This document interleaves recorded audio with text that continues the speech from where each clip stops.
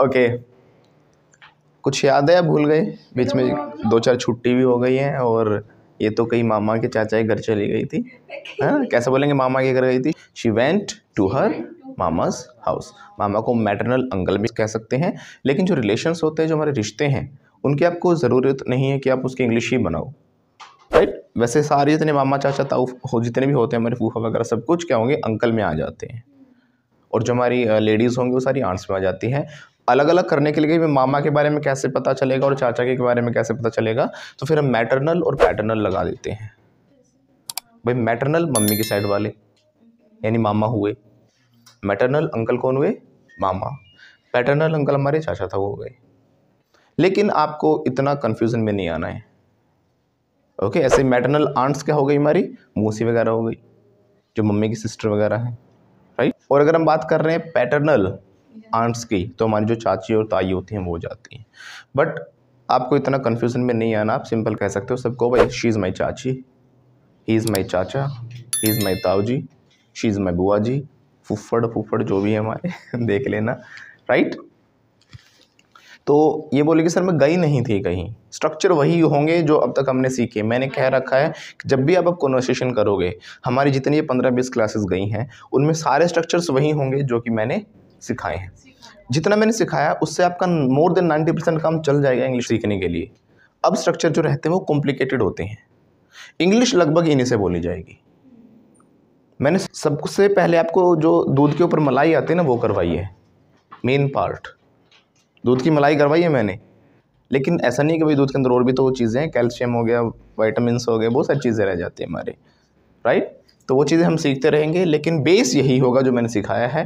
मैं बार बार फिर से बताता हूँ आपको किन किन टेंसेस पर फोकस करना है। सबसे इंपॉर्टेंट है पास्ट इंडेफिनिट। हमारी जितना भी कॉन्वर्सेशन होता है, बातें होती हैं, सारी किस में होती हैं? पास्ट में होती है, गॉट इट। उसके अलावा हमारा जो प्रेजेंट हो जाता है प्रेजेंट इंडेफिनिट, जिसे हम डूडल्स कहते हैं। हालांकि मैं बताता नहीं उतना कि ये प्रेजेंट इंडेफिनिट है, कॉन्टिन्यूस है, क्या है, बट फिर भी समझाने के लिए आज बता रहा हूँ। पास्ट इंडेफिनिट जिसमें हम डिड का यूज़ करते हैं, सेकंड फॉर्म का यूज़ करते हैं। प्रेजेंट इंडेफिनिट जिसमें हम डू डस का यूज़ करते हैं। इसको अच्छे से कर लेना, राइट। इसके प्रॉपर सेंटेंस में बस क्या आप जाते हो, डू यू गो, क्या वो जाता है, डज ही गो। क्या आप गए थे, ये पास्ट हो गया, डिड यू गो। मैं नहीं गया था, आई डिडंट गो। कहाँ गए थे, फिर इसमें डब्ल्यू एच फैमिली लग जाती है, वे डिड यू गो। कहाँ जाते हो, where do you go, got it. ये हमने बहुत अच्छे से प्रैक्टिस किया हुआ है। उसके अलावा हमारा कॉन्टिन्यूस रह जाता है और परफेक्ट रह जाता है। कौन सा? Continuous and perfect. ये भी होते हैं हमारे, लेकिन कम होते हैं सारी चीज़ें यूज़। कर रहा हूँ कोई काम तो आईएनजी वाला। मैं पढ़ा रहा हूँ, आई एम टीचिंग। क्या आप पढ़ा रहे हो? Are you teaching? मैं नहीं पढ़ा रहा, I am not teaching. Loudly, I am not teaching, है ना। अब हमने सीखा इसके बाद परफेक्ट टेंस, जिसमें कि काम हो गया, प्रेजेंट परफेक्ट, है ना। मैं आ गया, आई हैव कम। ये आ गई तो शी हैज़ कम, राइट। मैं आ गया तो आई हैव कम, ये आ गई तो शी हैज़ कम। इसमें हैज़ अब लग जाता है। पूछेंगे क्या वो आ गया? हैज़ ही कम, वो सीखा था ना। परफेक्ट टेंस सबसे इंपॉर्टेंट है आपका। वो इसलिए नहीं कि कॉन्वर्सेशन में सबसे ज़्यादा यूज़ होता है। हमारे यूथ की आजकल शुरुआत ही परफेक्ट टेंस से होती है, रात भी परफेक्ट टेंस पे होती है। याद आ रहा है कुछ? ये सेंटेंस परफेक्ट में बनता है, मेरे बाबू ने खाना खाया मेरे छोना ने खाना खाया, राइट। खाना खाया, काम हो गया, यानी खाना खा चुके हो पूछ रहे हैं। अगर आप पुराने वाले पैटर्न में जाओगे तो चुका है, चुके हैं, चुकी है देखोगे ना, वो नहीं देखना। हमें देखना काम फिनिश हुआ या नहीं हुआ। तो मेरे बाबू ने खाना खाया, खाना नहीं थाना, मेरे बाबू ने थाना खाया राइट। तो यहाँ पर हमारा हैज़ अब होगा। बाबू के बारे में पूछ रहे हैं तो हैज़ बाबू ईटन या टेकन फूड? फिर से बोलो, has Babu taken food. Once again, है ना, क्योंकि बाबू लगाया तो इसलिए हमने हैज़ लगाया, क्योंकि बाबू तो थर्ड पर्सन हो गया। लेकिन बाबू से अगर डायरेक्ट पूछेंगे तो यू होगा वो, भाई क्या तुमने खाना खाया? हैव लग जाएगा, है ना। हैव, बोलो, have you taken food? Once again, यानी जब हम काम फिनिश हो जाने की बात कर रहे हैं तो हम हैज़ का यूज़ करते हैं। भाई खा लिया, काम हो गया, आई हैव टेकन।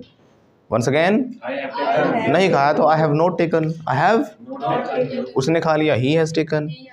ये 5 जो हमारे टेंसेस है, ये बेस है। और फ्यूचर की अगर हम बात करें तो सिर्फ एक सबसे इंपॉर्टेंट है हमारा विल। वो तो सिंपल होता है, फ्यूचर की बात हम करेंगे, वो तो अब तक हमने सीखा भी नहीं है, राइट। वो भी हमारा यूज़ होता है, लेकिन वो भी बहुत कम होता है।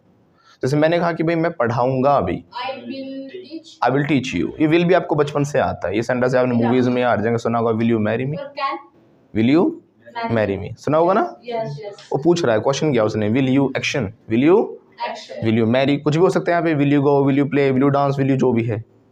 ओके, क्या आप इंग्लिश सीखोगे? Will you learn English. क्या आप शादी करोगे? विल यू मैरी मी, क्यों लगा रहे हो, शादी की बात है सिर्फ है ना। तो शादी करना हो तो मैरी भी कह सकते हैं, वैसे गेट मैरिड होगा जब हम, हाँ शादी वैसे करवाने की बात होती है। तो विल यू गेट मैरिड कैसे बोलेंगे? हाँ मैं शादी करवाऊंगा कल, I will get married tomorrow. तो ये फ्यूचर भी है हमारा, सिंपल, इसमें विल लग जाता है और कुछ भी टेंशन नहीं। इसमें शैल भी लगता है, वो कब लगता है कब नहीं लगता, वो सब कंडीशन जब हम इसको सीखेंगे तब करेंगे। तो आपको फोकस इन 4-5 पे करना है और फिर इन्हीं सब के आगे क्या लगा देनी है, WH फैमिली। WH फैमिली हमने सीखा था, where, what, time, how long वगैरह काफ़ी चीज़ें सीखी थी। थोड़ा सा एक बार इसमें हम प्रैक्टिस करते हैं, राइट, और देखते हैं आपको अब तक कितना आता कितना नहीं आता। आगे चलें? नहीं, पहले हम देख रहे थे, देखो इससे भी हमारी बात हुई, ये कई दिन के बाद आई क्लास में, है ना। तो हम पूछेंगे भाई आप कहाँ गए थे, स्ट्रक्चर वही होंगे जो मैंने सिखाए हैं। पहले तो पूछ सकते हैं हम क्यों नहीं आए, क्यों नहीं आए, पास्ट का क्वेश्चन है, why did you not come, very good, once again, मुझसे क्यों पूछ रहे हो, उससे पूछो ना, उसके बाद ऐसे करो हाथ, why did you not come,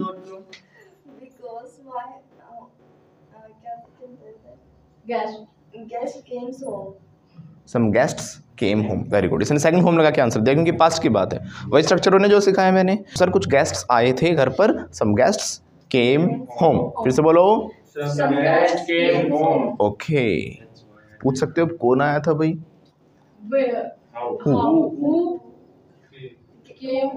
who came,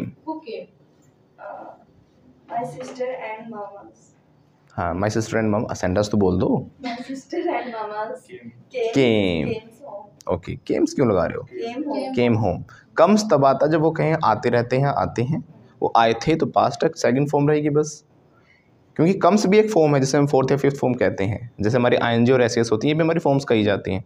कहने को हम 3 बोलते हैं, वैसे 5 फॉर्म होती हैं, गो, वेंट, गोन, फिर गोज और गोइंग, ये भी होती हैं। तो दोनों फॉर्म एक साथ नहीं आ सकती, या तो वो आते हैं ही कम्स, या वो आए थे ही केम, या वो आ रहे हैं ही इज़ कमिंग, या अभी अभी आए तो ही हैज़ कम, राइट। तो देखना है कौन सी लगेगी, तो ही केम या फिर दे, दोनों सभी आए थे ना, बताए ना ज़्यादा, दे केम, फिर से बोलो।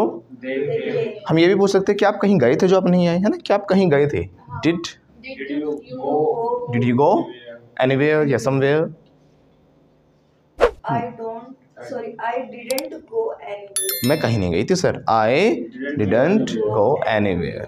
अगर मान लो इसने कहा होता मैं कहीं गई थी, तो कैसे बोलते हैं, आई वेंट समवेयर। ऐसी कॉन्वर्सेशन है, बातचीत ऐसे होती है। अब आपके मन में क्वेश्चन आएगा भाई कहाँ गए थे आप, वेयर डिड यू गो, कैसे बोलेंगे, where did you go, go anywhere, sir मैं कहीं नहीं गई, I didn't go anywhere, got it. तो यही कॉन्वर्सेशंस आपको सीखने हैं। अब जब आप प्रैक्टिस करते हो ना, पहले तो आप स्ट्रक्चर वाइज प्रैक्टिस किया करो। आपने इस वाले सेंटेंसेस में, कॉन्वर्सेशन में एक चीज़ नोट किया आपने कि जितना भी हमने यूज़ किया, अधिकतर हमने क्या यूज़ किया, पास्ट ही किया।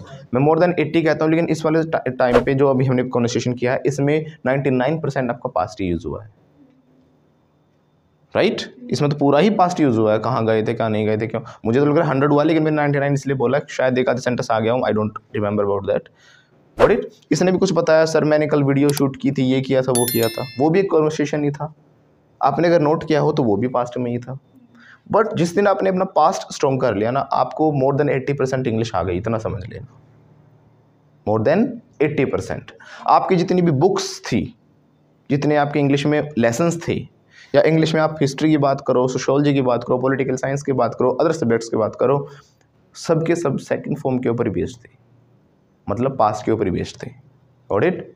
क्यों? क्योंकि इंग्लिश में क्या थी, सारी कहानियाँ ही तो थी आपकी। वो एक राजा था, वो एक बार जंगल गया, उसने ये किया वो किया, है ना। हमने एक स्टोरी बनाई थी रोजर स्कंक की, हमने प्रैक्टिस की थी, वो 12th क्लास का एक लेसन, आपको पता हो तो, क्लास 12th का वो एक लेसन है।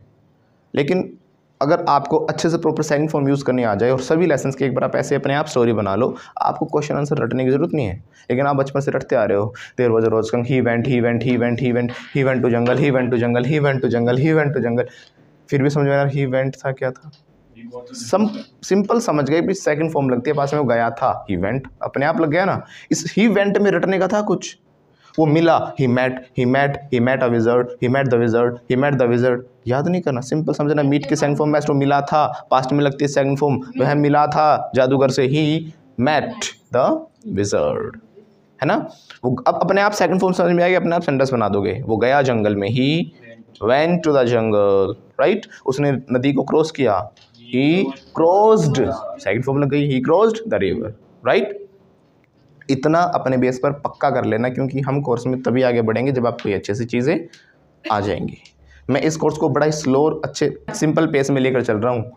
3 से चाहे 4 महीने लग जाए, चाहे 5 लग जाए, बट एंड गोल क्या होना चाहिए हमारा, आपको ये सब कुछ आ जाए। और सिर्फ आपको ही नहीं, जो बच्चे वीडियोस देख रहे हैं, क्योंकि वीडियोस देखकर सीखना बड़ा ही मुश्किल हो जाता है। वीडियोस में मुझे पता है चुपचाप देखते रहेंगे, तो सही कह रहे हैं, या तो मैं ज़बरदस्ती देख देख क्या बोल क्यों नहीं रही लड़की, बुलवा लेता हूँ, right. So you have to speak, you have to got it. तो क्या प्रैक्टिस करते हो?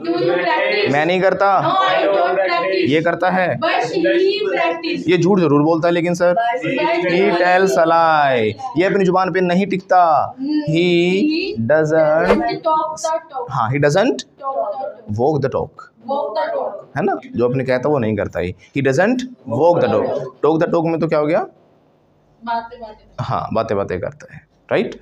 He doesn't walk the talk. फिर अगर टॉक द टॉक यूज़ कर रहे हैं तो हमें पॉजिटिव सेंटेंस बनाना पड़ेगा कि टॉक द टॉक करता है।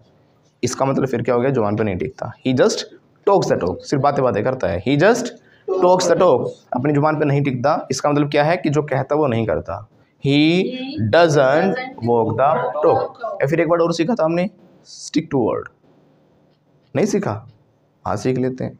जब हम कहते हैं किसी को अपनी जुबान पे टिकना, इसे हम क्या कहते हैं, स्टिक टू वर्ड। क्या बोलते हैं, फिर से बोलो, एंड जो वर्ड यानी शब्द आपने जो जुबान दी है उस पर स्टिक करना। वर्ड यहाँ पर क्या है, जुबान के लिए है, अपनी जुबान पे स्टिक करना।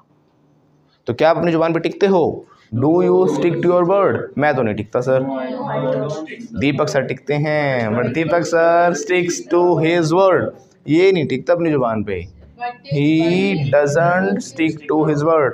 इसने कहा था, he said to me, मुझे कहा था इसने, he सर मैं आऊँगा, I will come, बट ये नहीं आया, he didn't come। देखो ये भी कॉन्वर्सेशन ही है, हमारी बात हुई थी ना, इसने कहा था मैं आऊँगा, he said I will come, but ये नहीं आया, he didn't come। इसने झूठ बोला, he told a lie, tell का हो गया अब told, past है, he told a lie। once again, कैसे बोलो, he told a lie। ये अपनी जुबान पर नहीं टिका, अब स्टिक की सेकंड फॉर्म स्टक हो जाएगी, लेकिन डिडंट है तो इसमें तो स्टिक ही आएगी, did not action, he didn't stick to his word. फिर से बोलो, लेकिन वो लड़की अपनी जुबान पे टिकी थी, but she stuck to her word. पहली बार तारीफ हुई है सर, तो खुश हो गई, है ना। She stuck to her word, वो बेचारी आई थी पढ़ने के लिए, she came to study, but ये नहीं आया नालायक, बट ही डिडंट, शी नहीं ही है,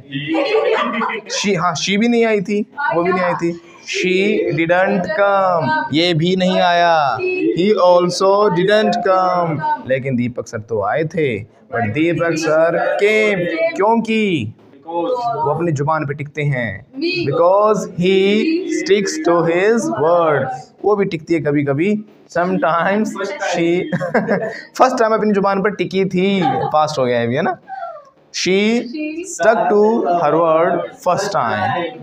ये बातचीत हुई, ये सच में ही घटना घटी थी, उन्हीं के ऊपर हमने सेंटेंस बनाए हैं, और सारे सेंटेंस वहीं से निकले जो अब तक हमने सीखा।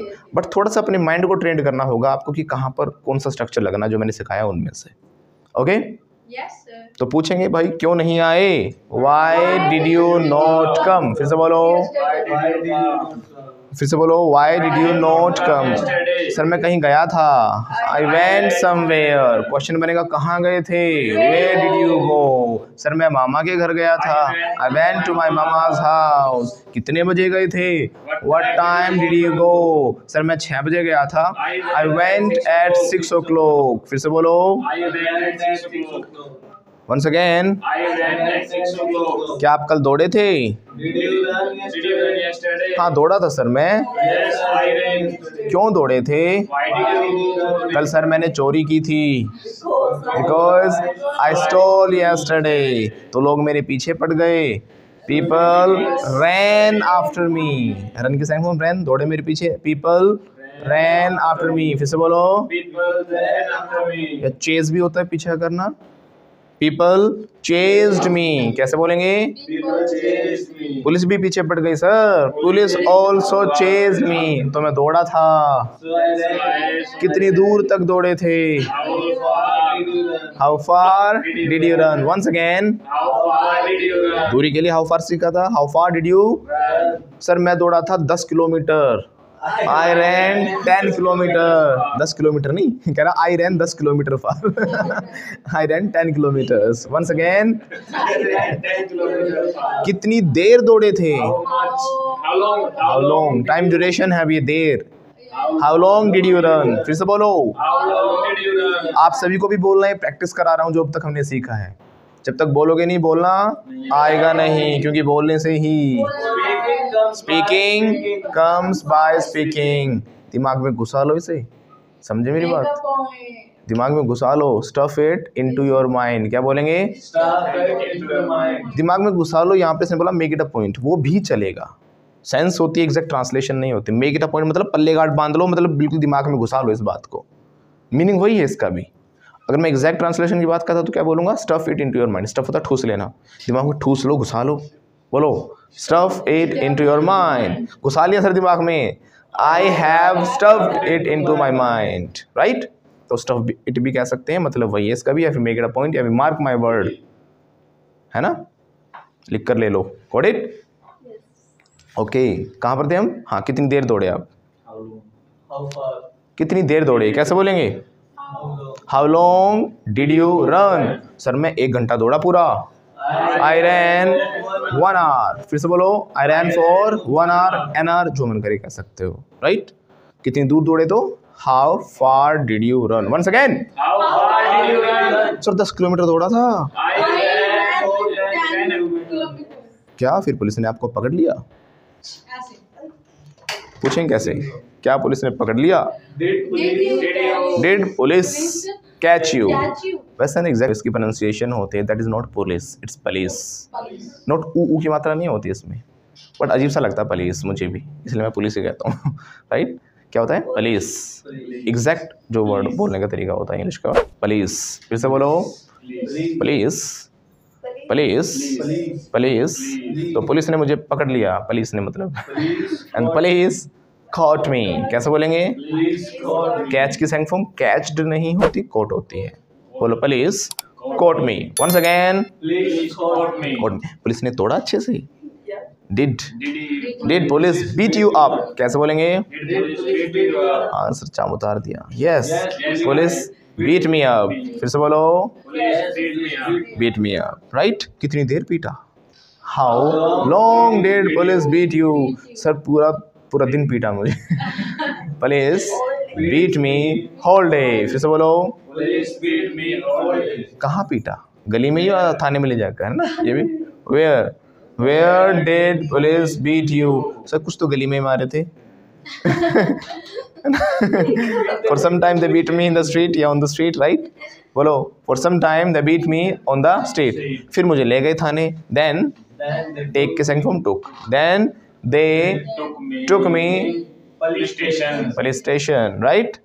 इतना भी नहीं बोला पुलिस, ऐसे नहीं बोला. It's then they took me to the police station. थोड़ा सॉफ्टली भी बोलो.